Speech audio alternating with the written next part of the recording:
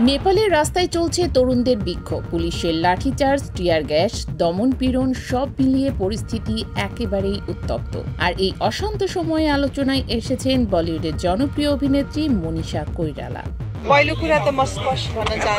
Police সহিংসতার বিরুদ্ধে তিনি কড়া ভাষায় প্রতিবাদ জানিয়েছেন, কিন্তু ঠিক তখনই ভাইরাল হলো তার একটি পুরনো ভিডিও, যেটা আবার নতুন করে উস্কে দিল বিতর্ক।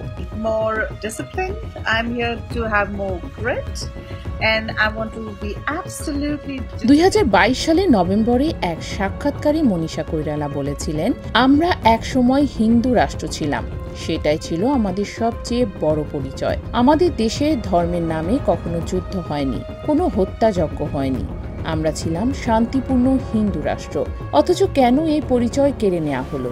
সবকিছু এমনভাবে সাজানো হলো যেন এটা একটা ষড়যন্ত্র।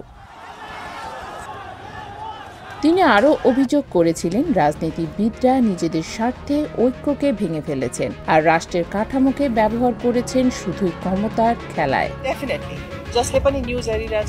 বিরাটনগরের এক প্রভাবশালী রাজনৈতিক পরিবারে জন্ম নেওয়া মনীষার এই মন্তব্য রেকর্ড করা হয়েছিল 2022 সালের 20 নভেম্বরের সাধারণ নির্বাচনের ঠিক আগে। তখনও নেপালে চলছিল রাজনৈতিক টানাপোড়েন।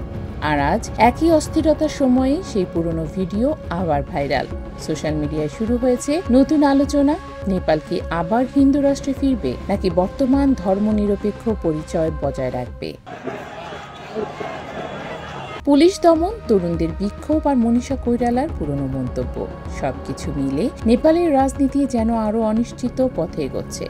এখন দেখার বিষয়, এই বিতর্ক কোথায় গড়ায়।